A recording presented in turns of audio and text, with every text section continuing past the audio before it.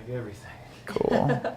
That's crazy. You're just using the Canon cameras for your videos and everything. That's pretty badass. They really make Is this a big 5D? difference. No. That a 5D? That's the That's new the 5D. Which you should see that because you can control it from your phone. That's so And cool. this is the C300, which is a film camera. It's just like a C100. Cool. Okay, camera speeds. Can Cool. I get the 1, 2, 3, like in front of the camera, right in front of your face? Oh yeah, I got you. Yep. Right now. Yep. We're good. Camera Yeah. speeds, good. Sam. Perfect. All right, we're Cool. going to start off really easy. If you can say and spell your full name for me, please. Brody. Yeah. Okay. My name is Brody Broderick. Brody Broderick. It has a really nice ring to it. Yeah. Is that the idea? Yeah. And For you're sure. 28 years old, right? 28. Yeah. Okay, great. So we're going to start in the beginning. So tell me about your accident. Well, what had happened, if I rewind back, my dad was actually watching the television and saw that down in Eagle Point, they have a ski resort there. Well, it's up Beaver Canyon. The ski resort is called Eagle Point. And we decided to go on a family trip there. It was January, maybe 22nd of 2016. And so as we go down, we went down to Beaver, rented out a cabin right on the resort, so ski in, ski out sort of thing. We skied a couple days there, and then on the last day there, I'd been scouting out this jump. It was a goalie came down like this and kind of humped over down onto the bottom side. So I decided I was going to jump the top and land on the bottom side because there was lots of snow. It seemed like a great day to do it. The last run of the day, I decided to go for it, and as I went flying off the jump, I kicked backwards, and we call it in the back seat, in the bucket, falling backwards, and I was falling backwards. My feet were not underneath me to compress, to land, and I landed on my butt, and had a compression fracture of my T12 vertebrae. At that moment, I knew for sure my back was broken.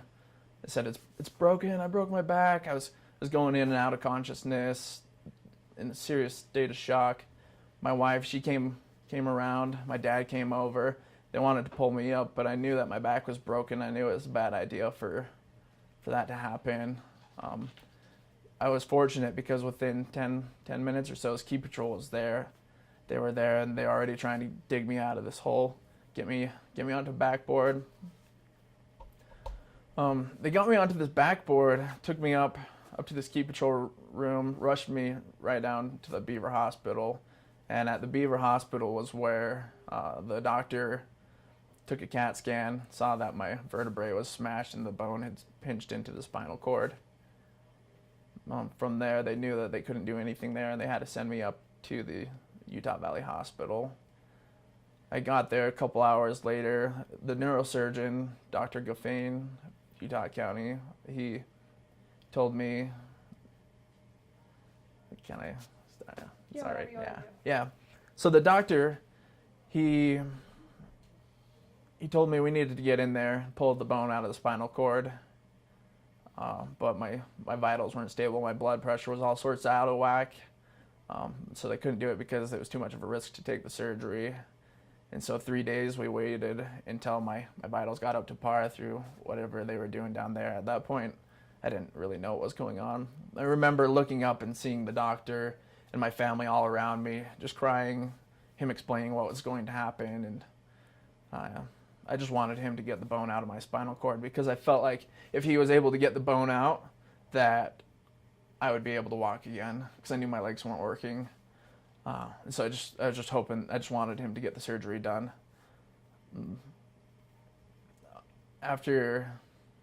So they decided to go in, have the surgery. The surgery was about 7 or 8 hours.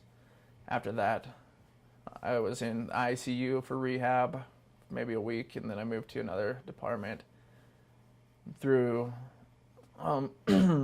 After all of that, they decided that they needed to send me to an outpatient rehab facility to treat people with spinal cord injuries, maybe traumatic brain injuries.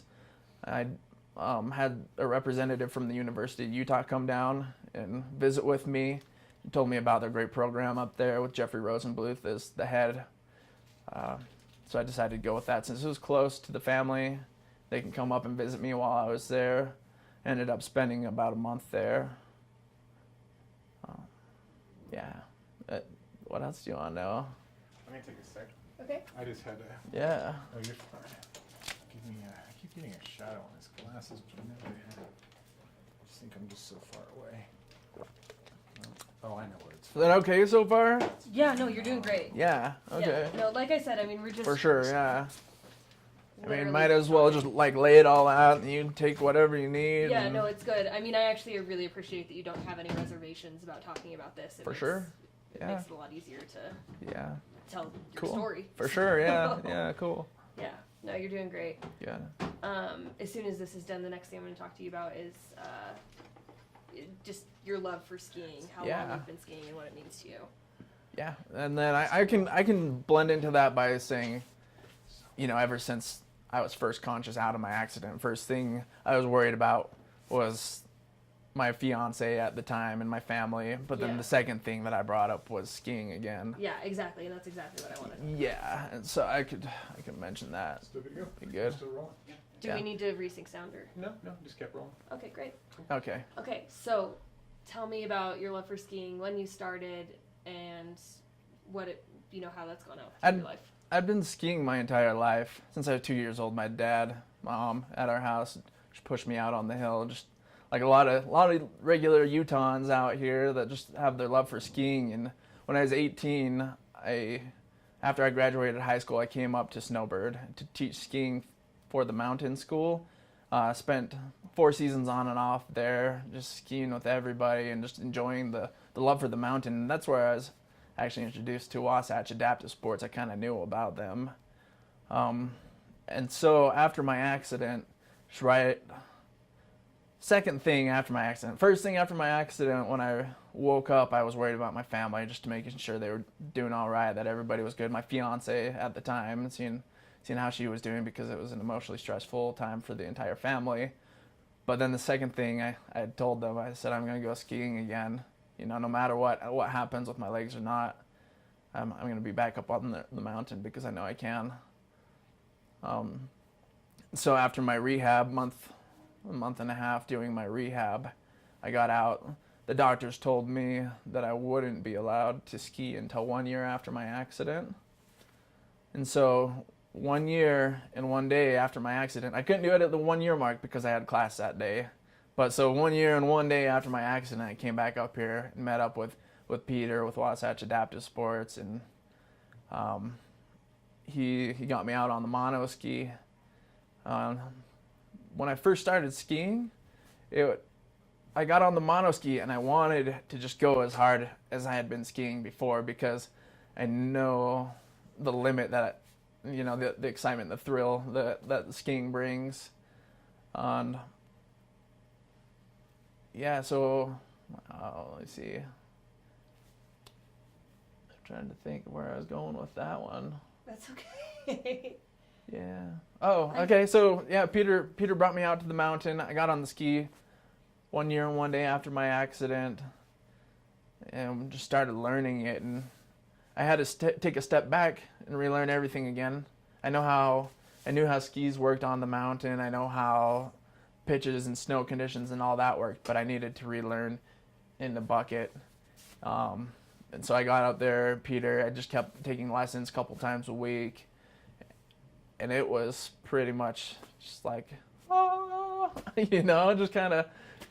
just kind of came to me one day, and I just dialed it in. And so the last 3 months of the last season that I was able to ski, I skied as much as I could.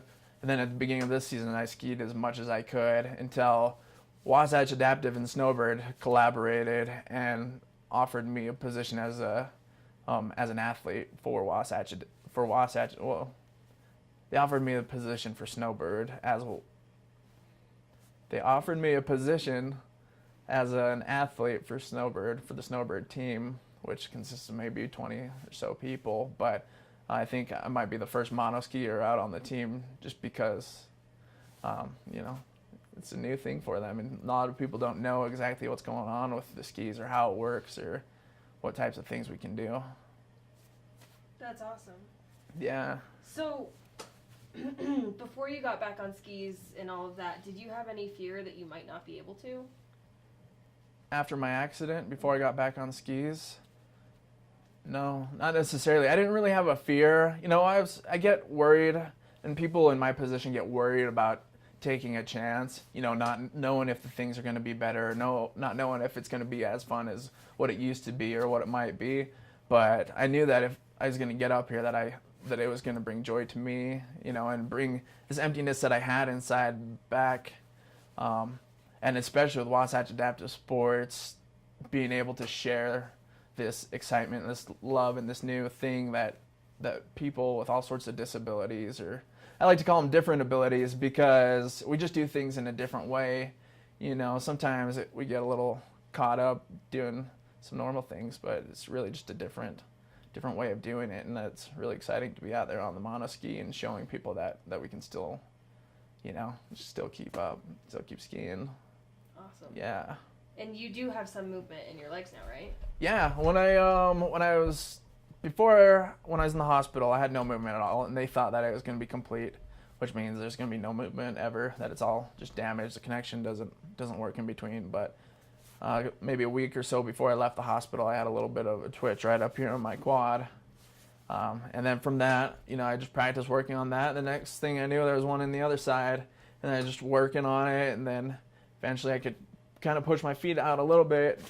But since it's been over 2 years since the accident, your healing kind of progresses like this, and it starts to plateau, you know. So I've still got hopes of, you know, my body can still keep healing itself, but in the same sense, I've got hopes in technology and medicine and the future of all of it, because there's so many things that are coming around, that there's all sorts of possibilities.